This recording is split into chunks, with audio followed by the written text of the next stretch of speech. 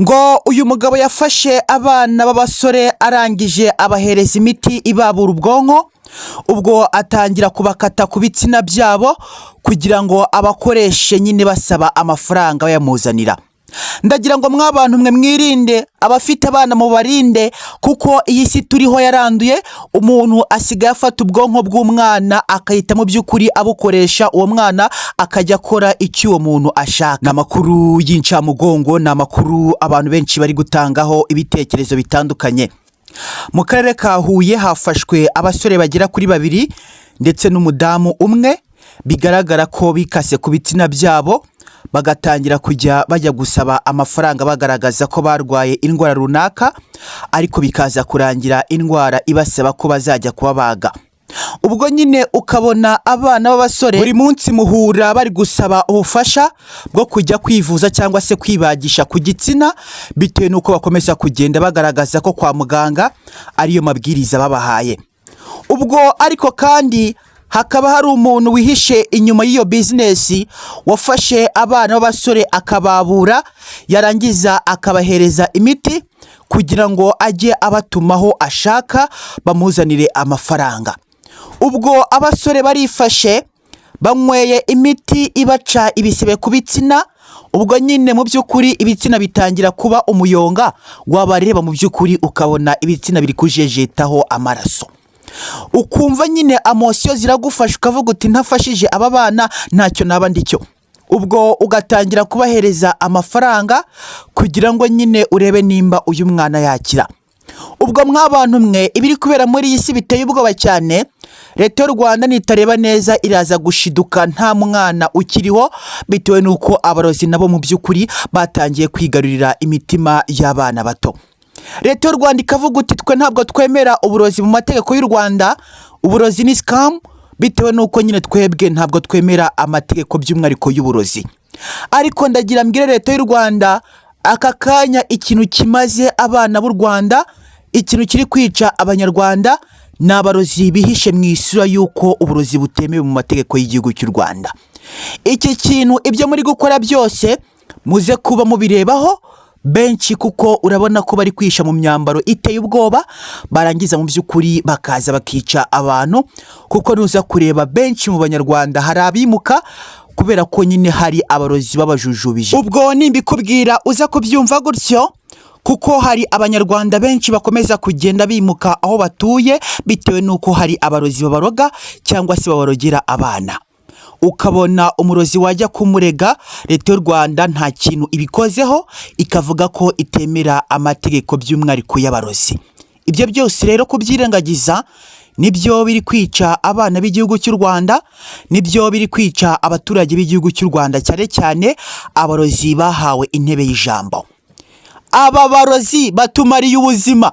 Leta y'u Rwanda turayisaba mu by'ukuri mu mategeko yayo yongereho kuzajya ikanyaga umuntu waketsweho uburozi, bakubita ingegera, bitewe n'uko mu by'ukuri abarozi bari kwica urubyiruko cyane, bari kwica abaturage cyane. Ndagira ngo iki ndaza kuba nkivaho, ariko byose biraza kuba byihisha mu isura y'ubushomeri, mu byakomeje kugenda bigaragazwa byanga byakunda mu gihugu cy'u Rwanda. Nujya kureba akazi kabaye ibura, ninkubwira ngo akazi kabaye ibura ku rubyiruko uze kubyumva gutyo, kuko uraza gusanga umwanya umwe w'akazi hari gusabwa by'umwihariko nk'abantu 3 kugira ngo ako kazi gakorwe. Bakavuga uti turashaka abantu 3, muzaze muri benshi mwitabiriye, turebemo abafite impano cyangwa se abashoboye ako kazi kugira ngo tubahereze mu by'ukuri amahirwe mwikorere. Uraza gusanga imyanya 3 y'akazi haraza kwitabira urubyiruko rw'abagera kuri 315 ku myanya 5 gusa. Nawe uraza kumbwira icyo kintu, ni gute abo bana batazagaragara mu isura kugira ngo nyine bashake amafaranga? Ukabona mu by'ukuri mu gihugu cy'u Rwanda hari kugaragara ubushomeri bukomeye cyane ku rubyiruko, ukabona nyine n'ubundi Leta y'u Rwanda nta kindi kintu yakora, kuko nureba ubutaka bw'igihugu cy'u Rwanda uraza gusanga ari buto, nureba ababyara urasanga biyongera buri uko bwije n'uko bukeye, ukabona nyine nawe kubalansinga aba baturage byaza kuba bikugora.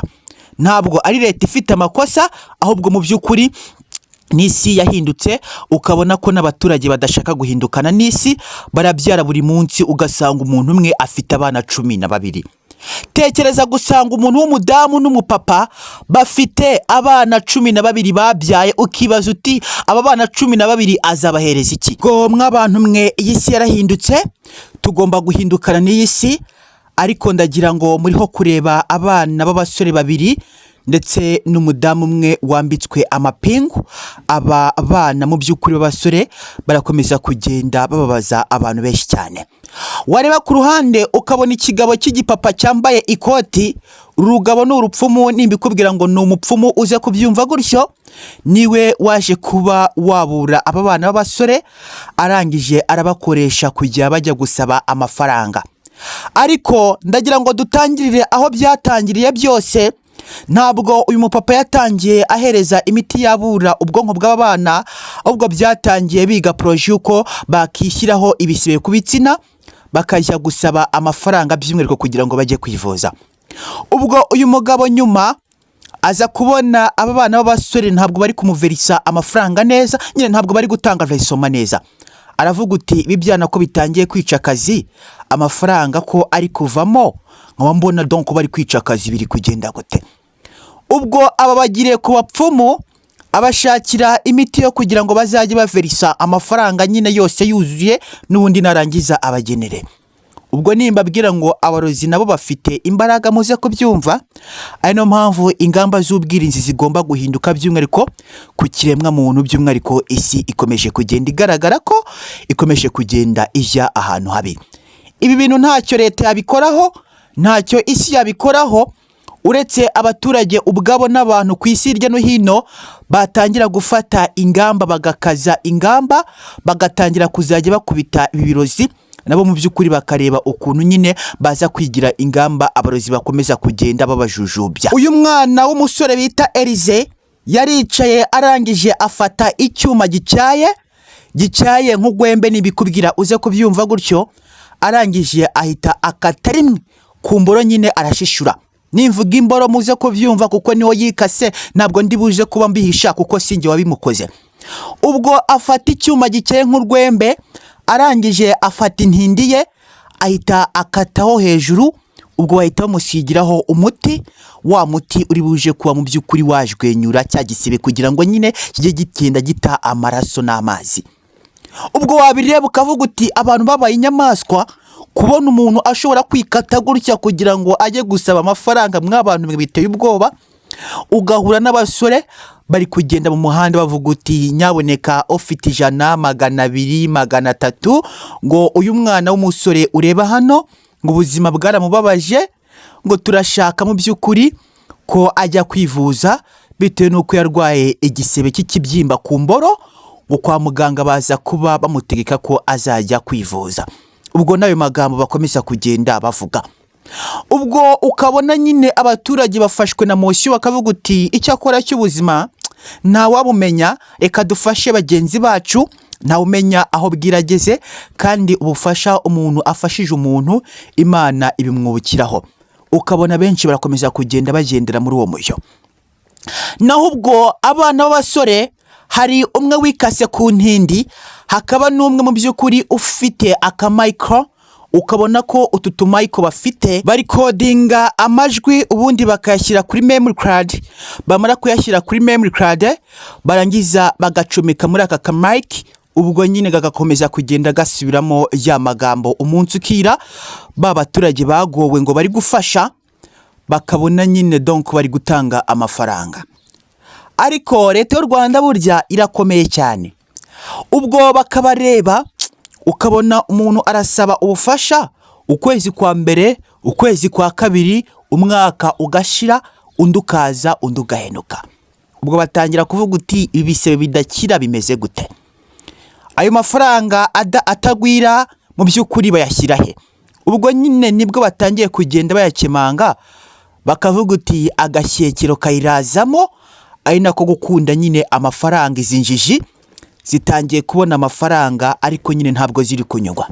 Burya iyo utanyugwa urwanira byinshi na duke wari ufite ukatubura. Ubwo leta yanzuye ko amafaranga bafite yose bagomba kuyazana, cyangwa se bakarasa inyana zimbwa. kuko ibintu bakoze ni inyana nyine. Yego ubukene buriho n'ubushomeri buriho mu rubyiruko mu Rwanda, ariko se wikate igitsina kugira ngo ujye gusaba amafaranga, ukabona nyine mw'abantu mwe ibi bintu biteye ubwoba. Nibikubwira uza kubyumva ntabwo ari by'i Rwanda, ukabona ko n'isi yakomeje kugenda ihinduka. donko umwana arifashe yikase ku gitsina kugira ngo asabe amafaranga yikure mu bushome, ukabona nyine ibintu biri ko mw'abantu mwe biteye ubwoba. Ubwo ribu yabafashe yabafunze, ubwo bari kumwe n'undi mugore wakomeza kugenda ubagenda inyuma, bigaragara ko mu by'ukuri ari umugore ngo w'uwo mwana. Ukabona nyine ibintu biri kuba biteye ubwoba. Muraza kunyemerera aya makuru akomeje kugenda avugwa, musengere aba bana bakizwe, ariko namwe mw'abana mwe mwirinde ibiyobyabwenge, kunywa ibiyoga n'ibitabi kuko nibyo biri kubangiza. Mwirinde gufata ibiyobyabwenge kuko nibyo bituma mu by'ukuri mwangika. Ubwo muraza kunyemerera ndekeraho.